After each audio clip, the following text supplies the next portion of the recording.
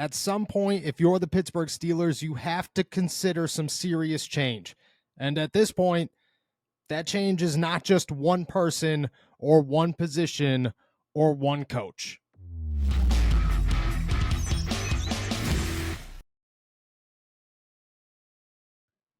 What's going on, everybody? I'm Noah Strackbein. Thank you for jumping on to Steelers to Go, your daily to-go cup of Pittsburgh Steelers news and analysis. Find us on youtube.com/All Steelers Talk and subscribe anywhere you get your podcasts. Let's talk about the Pittsburgh Steelers, a 30-6 blowout to the Houston Texans in Week 4, and another very eye-opening performance by the team as a whole.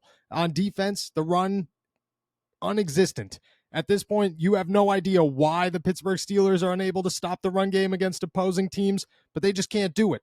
They have inside linebackers, and you feel good about Cole Holcomb, Landon Roberts, Mark Robinson, and Quan Alexander one week, and then you feel terrible about them the next. The defensive line, Larry Ogunjobi, DeMarvin Leal. You have names like Keanu Benton and Montravius Adams, Alex Highsmith, and TJ Watt. Last week, 2 weeks ago, they're all over the place. You can't stop these guys. And then this week, nowhere to be found anywhere.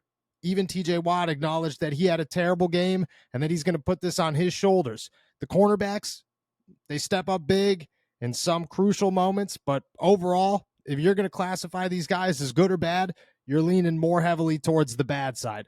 Patrick Peterson and Levi Wallace are not getting the job done. DeMonte KZ, Keanu Neal, and even Minkah Fitzpatrick are struggling all season long. It is overall very, very poor play by the Pittsburgh Steelers defense. And that's just the beginning, because the offense is nowhere to be found and doesn't look like it's coming back anytime soon. 4th and 1, the Pittsburgh Steelers are running the ball very well on a drive, and they have an opportunity to gain some momentum and keep their offense on the field and hopefully go down and score a touchdown, their first and only of the ball game. What do? They line up in shotgun out of a timeout. Kenny Pickett gets sacked. He's injured. He's now out with a knee injury. We don't know the extent of it, but it seems pretty serious. Mike Tomlin says after the game, it's got to be changes. Hell yeah, we're making changes. We got to make changes. Bad day at the office, he says.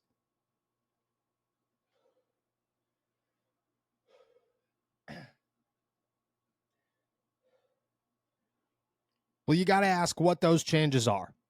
Are they going to be Matt Canada? Is Matt Canada changing, or is he changing anything at all? Because it's been 2 years and 4 games of Matt Canada coming around and every Thursday talking about how the Steelers need to execute better. And then Mike Tomlin talking on Tuesdays and after games about how the offense needs to execute better and how they're inefficient and how he still has faith in Matt Canada because we do not see the same process that he does. Well, that process leads to the same results that we're watching, and those results are not getting the job done.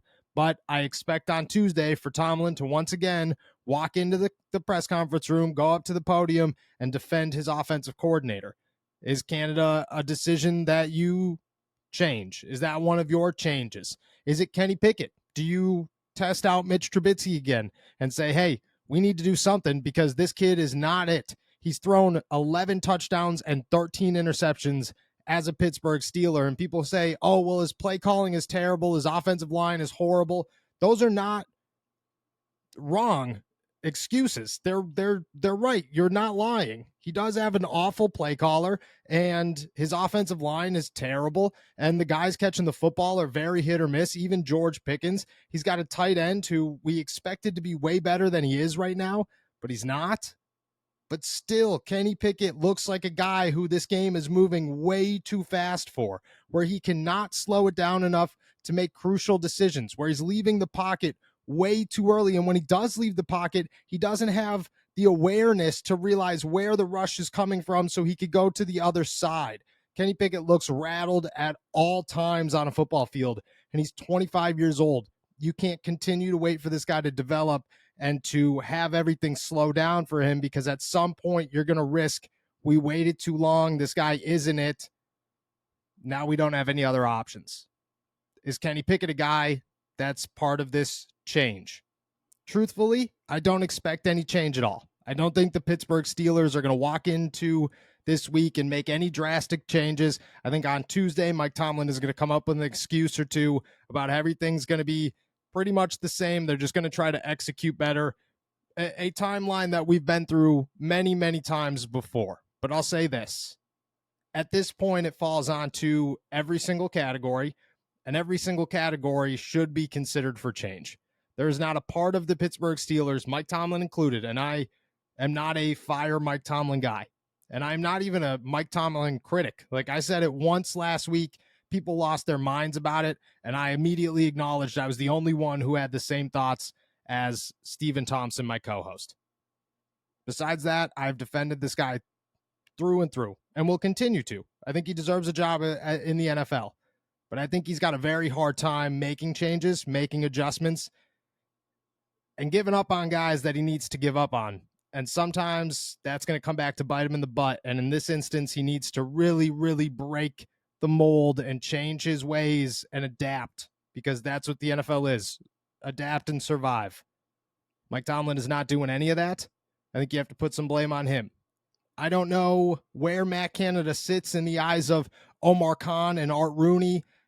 I know where he sits in the eyes of Mike Tomlin, and that doesn't seem encouraging for those that want to get rid of the offensive coordinator. But for the other two, I don't know if they've had enough. I don't know if they sat around while C.J. Stroud was having a field day on the Pittsburgh Steelers defense, who's supposed to be good, and they have quickly realized, man, if we had a great play caller, things would be better. Kendrick Green might have succeeded here. We'd be able to operate with a poor offensive line because the Houston Texans have a poor offensive line, and they were able to do anything they wanted to do against the Pittsburgh Steelers. Maybe they've had enough. Maybe they begin to really contemplate change, and if there is going to be a change at offensive coordinator, the bye week makes so much sense. So much sense. Get rid of them before the bye week or right before the bye week. Go into it. You have 2 weeks to figure everything out and try to get guys on the same page with whoever else is calling plays or whoever the new guy is calling plays. But if that's when you're going to make a change, that is when you're going to make a change. And then there's Kenny Pickett. And truthfully, I've said this for 2 or 3 weeks now, 4 really. Kenny Pickett doesn't seem like the guy. He seems like he's got a lot more progression that he needs to have before he's ready to start in the NFL. I don't think that the Steelers as a whole are a team that can support a quarterback who is struggling this bad. And watching C.J. Stroud, it's just hard to figure out how you come up with an excuse for this. How you sit around and say, well, Kenny Pickett is nowhere near C.J. Stroud, but that's okay because we knew that. We knew that Kenny Pickett was not the same player as C.J. Stroud. Well, why are you not shooting for C.J. Stroud? Why are you not shooting for that caliber of player? Why are you not wanting a quarterback who could be a superstar? To settle at that position is the biggest mistake you can make in the NFL, and it comes back to bite people all the time. The Kansas City Chiefs are a prime example. The Philadelphia Eagles are a prime example.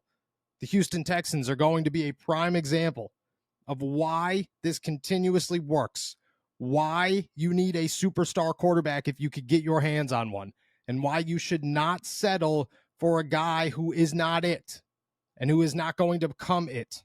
I don't know where Kenny Pickett's ceiling is, but it is not C.J. Stroud's.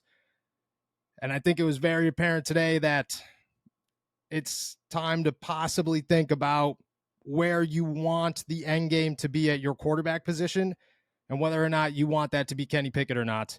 And I'm not saying a change has to come immediately. I'm not saying that this is a decision that you have to make overnight. And I hope Kenny Pickett's healthy. I hope in the whole grand scheme of things, there's nothing seriously wrong with Kenny Pickett's knee and everything's fine. I never wish injury on anybody. But injury or not, you have to think of change. Mike Tomlin says there's changes coming. I don't believe that there really are going to be any. But you got to consider everything. Where's Joey Porter Jr.? How long could Broderick Jones stay in a football game? Mason Cole is clearly your biggest weakness on the offensive line, and Nate Herbig didn't play bad. So if you want to consider offensive line changes, moving James Daniels to center makes a lot of sense for the Steelers. On defense, every position should be talked about. On offense, what's going on? Where's Darnell Washington? What's happening to George Pickens and his inconsistencies? Just so many questions. So many reasons to change. Mike Tomlin says there's going to be some. We'll see what happens.